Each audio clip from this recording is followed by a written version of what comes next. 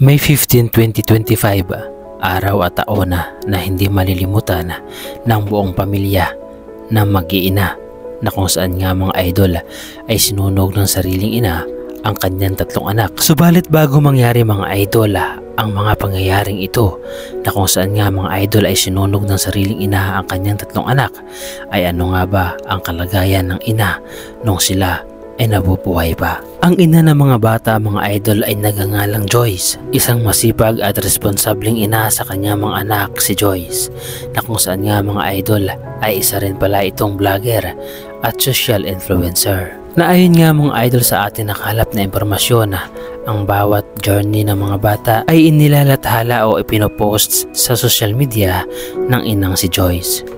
Tutok sa pamilya at masipag sa gawaing bahay, isang mapagmahal na asawa sa kanyang asawang pulis, si Joyce. At ang katunayan nga na ito nga mga idol, kapag tuwing mayroong okasyon o selebrasyon patungkol sa asawa, ay palagi niya itong binabati, katulad na lamang kapag Father's Day. Kagaya na lamang mga idol ng post na ito na kung saan ay binati niya ang kanyang asawa ng Happy Father's Day. Sa masipag at responsableng haligi ng aming tahanan, salamat sa sakripisyo at pagmamahal mo sa amin, Daddy. We love you so much. Ang mensaheng ito nga mga idol ay nagpapatunay kung gaano mapagmahal na asawa si Joyce sa kanyang asawang pulis, at ganoon din nga mga idol sa kanyang mga anak. Nung una ay isa pa lamang ang anak nila hanggang sa naging dalawa at hanggang naging tatlo. At marahil nga mga idol sa pangatlong anak niya ay dito na nag-upisa ang kanyang depresyon na nararamdaman. Bagamat madalas pa rin mag-post noon nga mga idol si Joyce sa social media, ay sino ang makakaalam ng totoo niyang nararamdaman? Sino ang mag-iisip na siya ay mayroong malungkot na nararamdaman sa kaloob-looban niya na wala man sino man ang nakakaunawa at tanging siya lamang ang nakakaalam? At dahil nga mga idol sa dinapuan ng ganitong klaseng sakit ng depresyon si Joyce, ay hindi na niya alam ang kanyang gagawin. Ang postpartum nga mga idol ay nararanasan ng isang ina. Isang ori nga mga idol ng sakit ng depresyon na kung saan ay hindi mo aakalain na ito ay mararanasan ng isang ina. At dahil sa tingin nga mga idol ni Joyce ay siya lamang ang gumagawa ng lahat ng paraan upang alagaan ang kanyang tatlong anak, ay dito na nga mga idol siya nakakapag-isip ng mga negatibo na tanging siya lamang ang nakakaalam, at masasabi niya sa kanyang sarili na ang problema niya ay walang solusyon.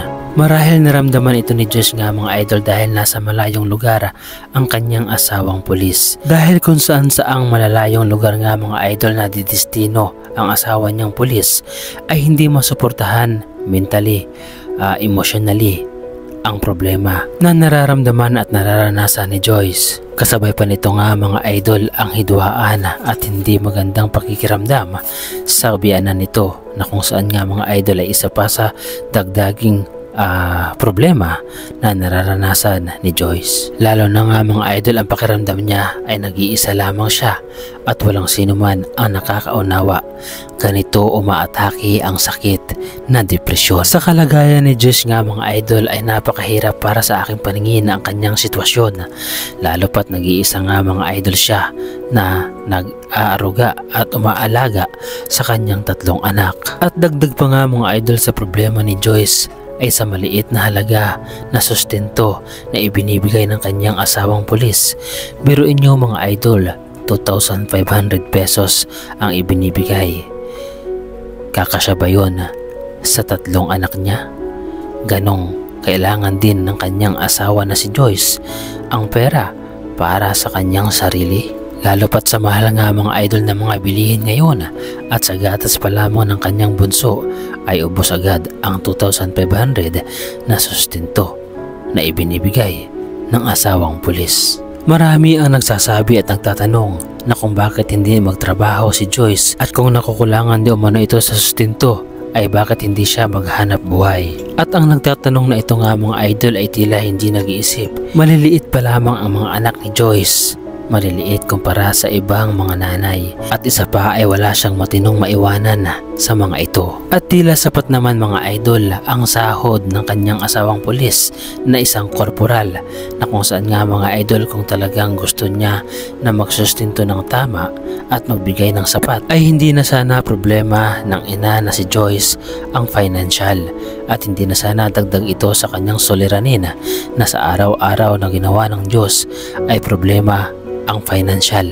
na kanyang ginagastos para sa kanyang pamilya at sa kanyang 3 maliliit na anak. Paalala po sa lahat ng mga ama, maging responsabling ama sa kanyang pamilya, lalo na sa kanyang asawa at sa kanyang mga anak. Subalit hindi ibig sabihin nga mga idol na kapag ikaw ay responsabling ama ay financial lamang ang iyong ibibigay sa kanila. Bilang isang haligi ng tahanan ay hindi lamang financial ang kailangan ng iyong pamilya, hindi lamang financial ang suporta ang higit nilang kailangan, kundi higit sa lahat ay ang totoong pagmamahal, emosyonal, at ang sarili mo mismo dapat ay nasa presensya nila upang hindi sila mag-isip ng negatibo para sa iyo.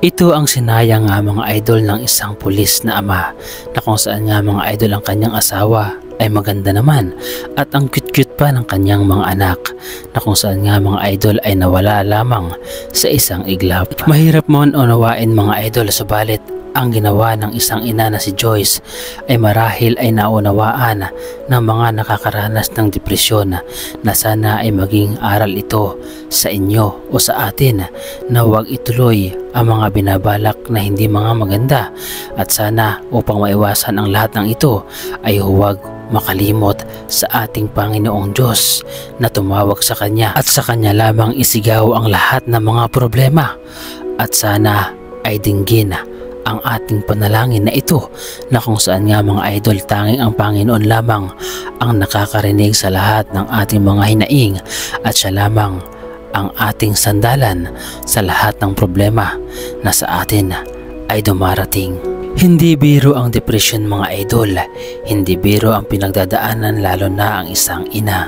Kung kaya't sana sa lahat ng mga magulang, sa lahat ng mga ama, maging responsable tayo sa ating mga asawa at pakinggan natin ang kanilang mga problema, at hanggat maaari nga mga idol ay damayan natin sila physically, emotionally, mentally at financially. At higit sa lahat mga idol ay ang ating espiritual na pananampalataya sa ating Panginoon, na siyang mas lalong magpapatibay sa isang relasyon bilang asawa o mag-asawa, at lalong magpapatibay sa bigkis ng pagsasamahan ng isang masayang pamilya. Ang aral sa video na ito mga idol ay maging responsabling magulang, maging responsabling ama, lalo na sa kanyang asawa at sa kanyang mga anak. Huwag unahin ang iba, huwag unahin ang ibang tao o ang ibang bagay. Ang unahin natin ay ang ating pamilya, pamilya na siya nating makakasama habang tayo ay nabubuhay dito sa mundo, pamilya na ating makakaramay at malalapitan. Sana mga idol ay mayroon tayong napulot na aral sa video na ito, at sana palagi nating tatandaan na kapag tayo ay may suliranin at problema, tanging ang Panginoong Diyos lamang ang ating malalapitan at masasandalan. Sa Kanya tayo tumawag at sa Kanya tayo humingi ng patnubay at gabay, at nawa ay patawarin tayo sa lahat ng ating mga pagkakamali at kasalanan na ating nagagawa sa araw-araw. Ang lahat ng papuri at pasasalamat ay tanging sa Panginoong Diyos lamang, sa pangalan ng ating Panginoong Hesus. Amen.